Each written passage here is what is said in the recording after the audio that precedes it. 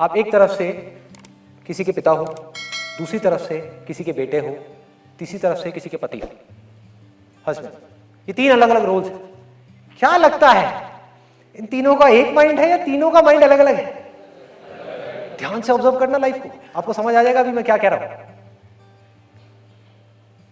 और आप trans migrate करते चले जा रहे हो, यहां से यहां, यहां से यहां, यहां से यहां, सेकंड में हो रहा है ये काम। और ये पैदा कब होता है और मरता कब है? एक बाप कब पैदा होता है? जैसे ही आपने बच्चे को देखा तब एक बाप पैदा हुआ, और बाप के साथ ही एक पूरा का पूरा उस बाप का माइंड पैदा हो गया।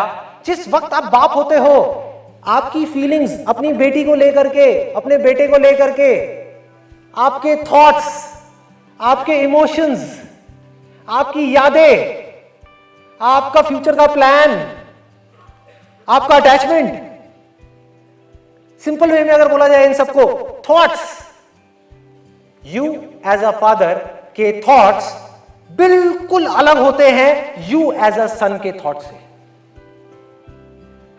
बिल्कुल अलग।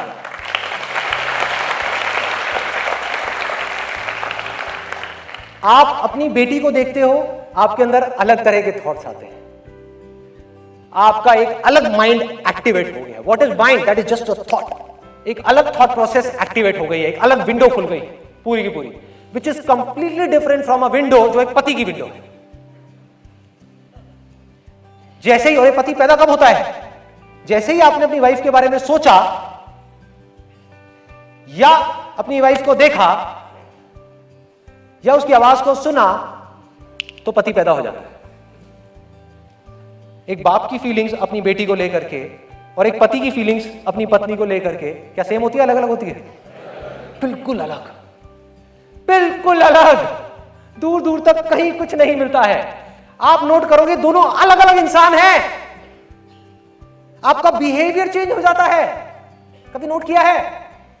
जब आप अपने बच्चों के साथ में खेल रहे होते हो तो आप कुछ और होते हो, कोई और होता है, आप नहीं होते उस समय, आप कुछ और बन गए होते हो। और जब आप अपने फादर के साथ में बैठे होते हो, अपने पेरेंट्स के साथ में बैठे होते हो, तो कोई और इंसान होता है, उसकी बॉडी लैंग्वेज कुछ और होती है, उसकी बातें कुछ और होती हैं, उसके थॉट्स कुछ और होते हैं।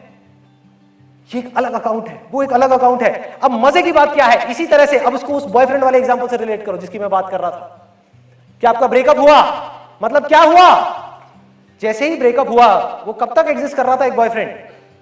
जब तक कि अफेयर था तब तक वो बॉयफ्रेंड था, जब अफेयर खत्म तो बॉयफ्रेंड खत्म। सोचो कितना सिंपल है।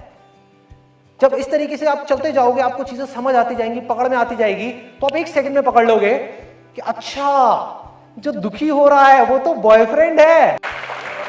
और देखो कितना मजेदार है, वो बॉयफ्रेंड जो मर चुका है, मर गया ना, कहां है बॉयफ्रेंड? दिखाओ। बॉयफ्रेंड सिर्फ तब तक था जब तक कि वो आपकी गर्लफ्रेंड थी, अब वो किसी और की गर्लफ्रेंड है, तो उस गर्लफ्रेंड का बॉयफ्रेंड कोई और है। अब एक नया पैदा हो गया, वो है एक्स बॉयफ्रेंड, जिसके थॉट्स, जिसकी फीलिंग्स उससे बिल्कुल अलग है जो बॉयफ्रेंड था। वो एक अलग इंसान है, कोई और पैदा हो चुका है। ध्यान से पकड़ो क्या हो रहा है। तो अब आपको क्या होगा, जब आप बैठ करके उसको देखोगे, इन सारी बातों को समझोगे, आपको समझ आएगी, आप कहोगे हाँ यार चलो समझ आ गया, ये तो समझ आ गया कि बॉयफ्रेंड मर चुका है, तो जो मर गया उसके लिए क्यों रोना है? मैं किस लिए दुखी हो रहा हूं? अब देखता हूं मेरे और जिंदा कौन से हैं। अच्छा, एक बेटा जिंदा है। और एंड में जब इन सारी आइडेंटिफिकेशंस को आप छोड़ देते हो तो आपको समझ आ जाता है कि अगर ये सब भी खत्म हो जाता है तो इन सब से आपको कोई फर्क नहीं पड़ता। यू एज अ फादर मरता है, यू एज अ सन मर सकता है, यू एज अ बॉयफ्रेंड मर सकता है, यू एज अ हस्बैंड मर सकता है, यू एज एन एम्प्लॉय मर सकता है। जैसे आपने उस कंपनी को छोड़ दिया तो you as an employee of that particular company has died, you do not exist any मोर।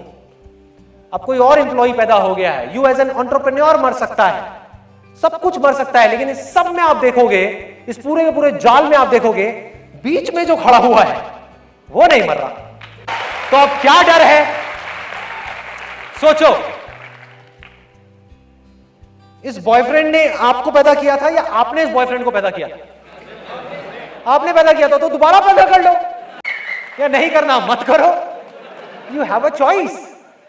आप कहो कि नहीं मुझे अभी बॉयफ्रेंड पैदा नहीं करना, मेरी फैमिली की जो कंडीशंस है वो अभी अलाउ नहीं कर रही, भैया इसके लिए थोड़ा बहुत पैसा चाहिए, जेब में पैसा नहीं है, तो अभी मैं अपने आप को एज अ स्टूडेंट पैदा कर लेता हूं, ये मेरा टाइम है पढ़ने का, तो मैं पढ़ूंगा।